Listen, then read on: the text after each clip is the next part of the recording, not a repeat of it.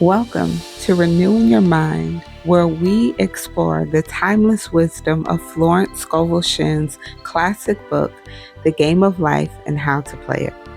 I'm Alexis, and in this series, we'll dive deep into the principles that can transform your life.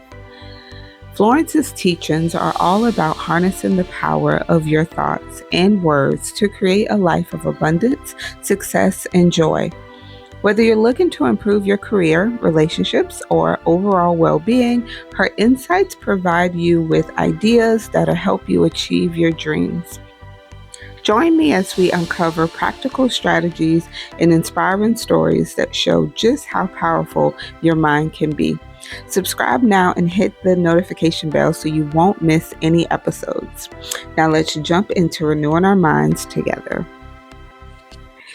Chapter 3 is entitled The Power of the Word. And just like the title of this chapter, Florence is simply allowing the reader to know how powerful their words are. Everything that we say holds power. It holds a vibration, a frequency, and it does take form eventually. She begins by quoting a scripture from the Christian Bible. By thy words thou shalt be justified, and by thy words thou shalt be condemned. I like to use the words alignment and misalignment.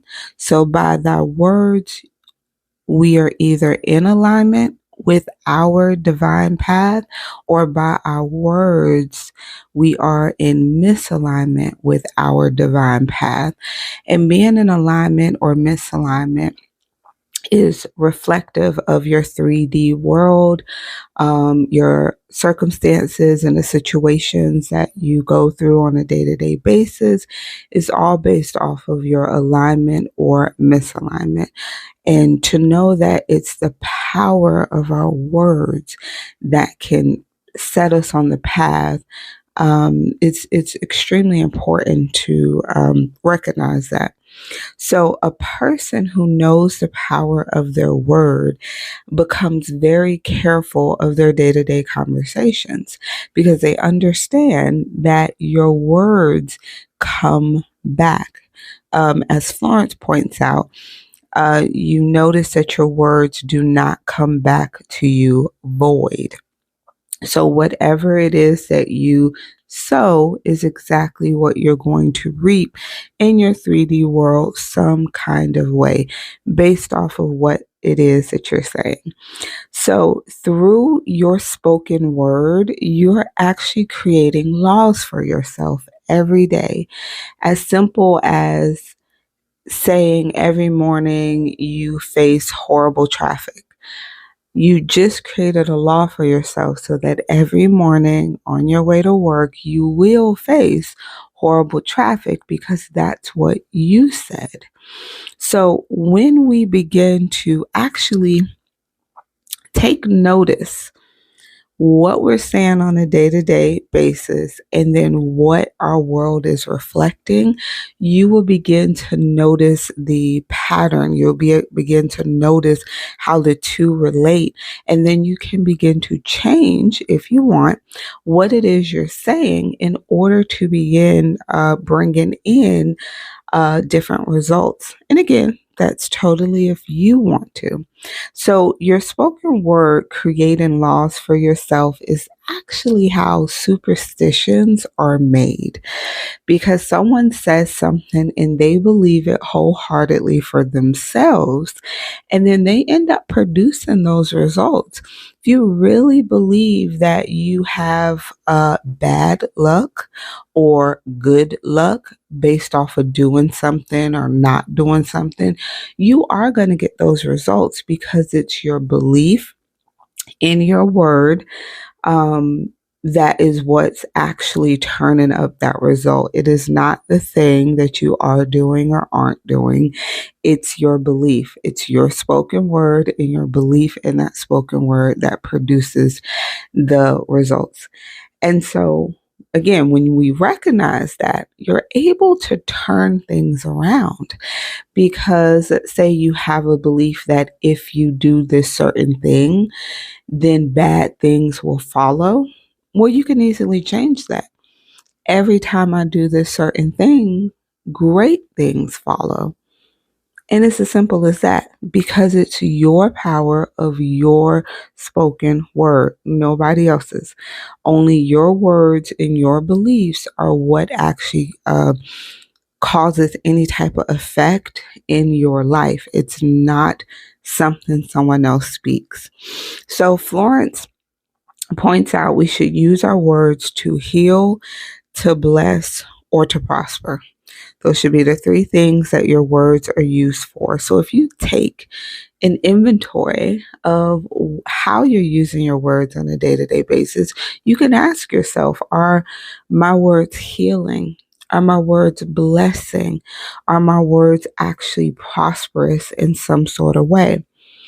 And one other thing that she does point out that's very important is that what you say or wish for someone else, you're actually saying it or wishing it for yourself.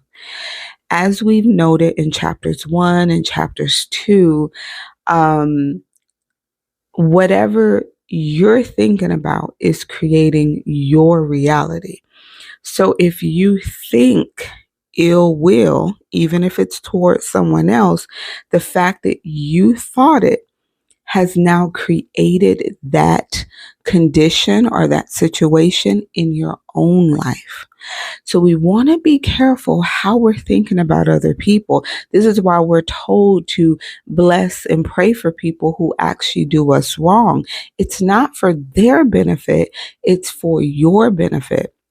So whatever they may be doing or saying to you, that goes back to them. You do not have to receive that, but it's how you react is what you're going to receive. So if you react in a hateful, spiteful, revengeful way, that is the energy you're calling back into yourself. So just be mindful. Whatever you're saying or doing to others, you are saying and doing to yourself. You're bringing that to your own household. Okay? Very important. Your words are extremely powerful. Any inharmony that we see in the external, in your 3D realm, it indicates there's a mental disharmony going on as well. So if there's chaos on the inside of you, there will be chaos on the outside of you. As we all know, all of our issues have some sort of mental correspondence. So if we want to heal, if we want to transform, and this is our physical bodies, this is situations, these are relationships, finances, anything like that. If you want to heal and transform these things, we have to have a clear vision, meaning you have to see clearly what it is that you want. How do you want your body to be? How do you want your body to feel? What condition do you want your body to be in? What condition do you want your finances to be in? What condition do you want your relationships to be in? You have to see that clearly. And then from that vision that you see, create yourself some affirmations. So you'll have a spoken word. And anytime that particular situation or that particular person comes up, you'll have a spoken word that you can say automatically. And that is how you'll end up changing your situations or relationships or whatever. Your words are very, very powerful. Do not take it lightly. Monitor what it is that you're saying on a day-to-day basis. Again, remember, we want to heal, we want to bless, or we want to prosper with our words. That's the end of chapter 3, and I look forward to doing chapter 4 next week.